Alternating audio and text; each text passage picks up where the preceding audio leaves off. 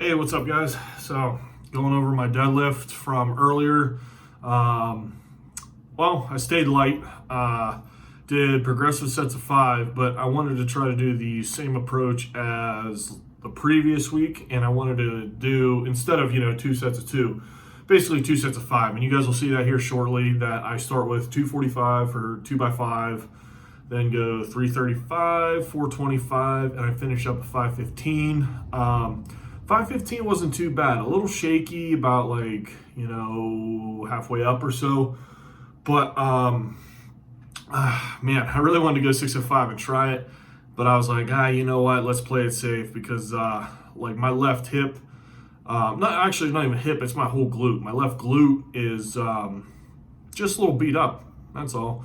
Wasn't happy. It didn't affect my deadlifts too much. The stability quite wasn't where it usually is, but I still am glad I didn't push it, just because, okay, if it's a little out of whack and if I have to use like a deep blue rub or anything like that, which is just like icy hot or whatever, then, the muscle is a little too banged up to be able to go pushing myself, especially, if I'm going to be doing or attempting 2 sets of 5, that's PR territory for not having a belt on. So definitely glad I played it safe there.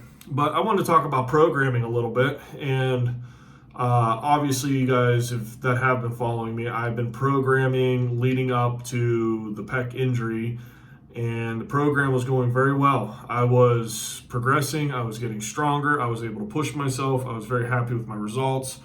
A little off on some of the goals, but still heading in the right direction. Well, what am I going to do now? So I have other programs. I got lots of things that I can be doing, but right now I want to do a bit of a freestyle. I want to freestyle a little bit, go on how my body feels. I'm going to be focusing 1 week on heavy lifts, and I'm going to be focusing another week on lighter repetition and doing more volume and bodybuilding style stuff. The weight's going to be up there. It's going to be more taxing on my muscle versus my central nervous system.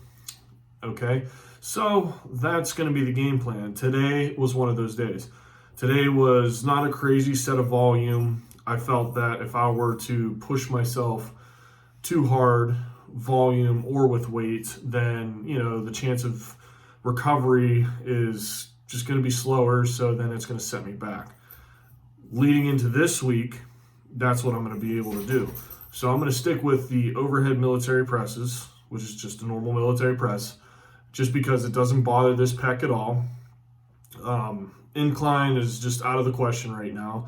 As you guys saw on my Instagram yesterday, I was able to do some kind of pressing. Doesn't mean my pec's healed up. Doesn't mean I recover faster than anybody else. I just think maybe I have a little bit of a higher pain tolerance than most. So I was able to do so and get some blood flow and able to push in that aspect. So I was very happy with that. It was very sore today. I actually felt it deadlifting because it was sore, but it doesn't hurt. It doesn't hurt at all on the deadlift. So it's more of a antagonist bracing kind of a muscle, I guess, versus an actual active muscle. So in other words, I'm not stretching it. At most, it's being flexed. So notice it, but it doesn't hurt it. So I was able to do my normal deadlifts and everything else. I just wasn't able to hook grip as far along as I would like to. My skin just wasn't feeling its toughest, I guess, plain simple. So I actually strapped up, and I was able to focus more on the initial push and pulling of the weight versus my grip. The grip is a huge part. If I want to compete, I have to hook grip. All right, that's without a doubt. But at the same time, I'm thinking I should incorporate some more strap pulls, only because I can overload.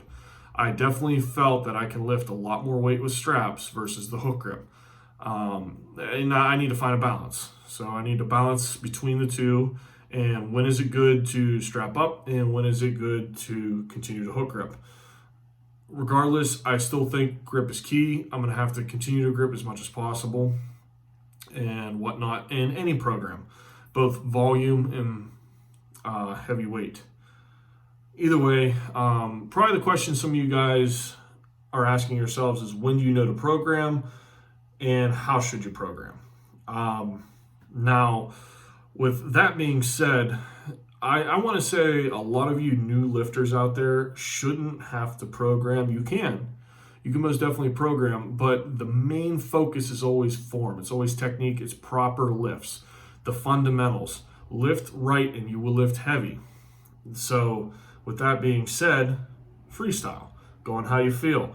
Whatever you do is going to be a PR. Anything you do is going to get stronger. It's phenomenal being a new lifter, okay? You're going to jump in every aspect. You're going to be like, holy crap, this is awesome. This is amazing. As you start to slow things down, I guess you don't want to slow things down, but as things slow down, PRs get a little bit more difficult. Increasing weight gets more difficult. Then yes, now we look into programming. But every level of lifting is different with the programming. So if you max out at 100 pounds, you're going to program different than somebody that maxes out at 200 pounds. And that 200-pound person is going to do something different than a 300-pound max out person, if you follow me. So each level of strength, and it's just a ballpark with 100-pound increments, they're going to program differently. So someone like me almost want to do, I don't want to say stray away from programming, but my percentage is going to be so much more different than someone else's percentages.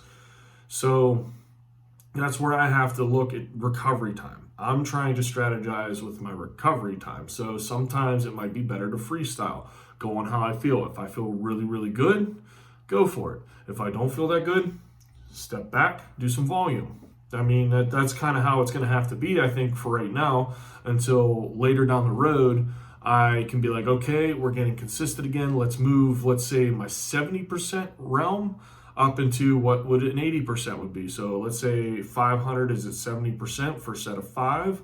I want that to be a casual pull. So if we jump 80%, which is roughly 50, 60 pounds, then I want that to be an easy set of 5 in my new 70% range. So that will be how I'm going to increase that, and programming definitely helps with that. It'll help me be able to see what weight and how I do at that weight, how it moves. Videoing is huge too. I like to video all of my sets and all of my reps as much as I can, and remembering as much as I can, so that I can compare them and I can see how my form does break down once I hit a certain percentage range. So then that way I know, okay, this is what I need to focus on. And I mean, which we all know, in order to get stronger, you have to venture out into heavy weights and you have to hang out at heavy weight. And I know that's another goal of mine, is be able to get more sets in with heavier weight. So let's say I did 605 for 3 finally. Now my goal is to do more than 1 set. My goal should be 2 sets of 3. And then eventually it'll turn into 2 sets of 4 or 3 sets of 3 or whatever. I'm increasing volume somehow, whether it's reps or sets. And then I slowly snowball and I journey upward. At least that's the goal. Now in closing there, know when to push, know when to back off. Always focus on form. In order to lift heavy, you have to lift right. So that's always and will be and should always be the main focus. At least with myself, all of you other lifters out there, same thing.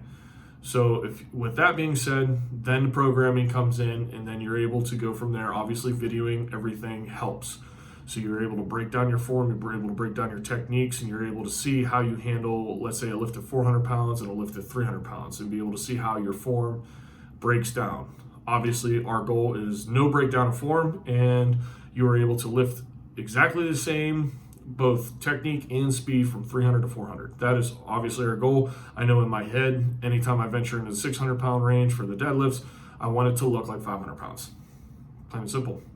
Either way, if you guys don't already, please follow me on Instagram at Paul Yeoman. Please follow the gym right here at _basement gym, and please subscribe to the hoisting channel here. We're going to have more content.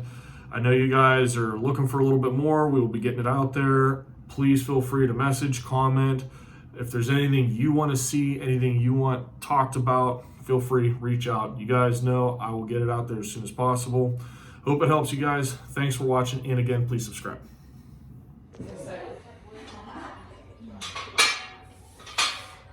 Is the speaker waterproof? How many did you do? I only did 5. Oh.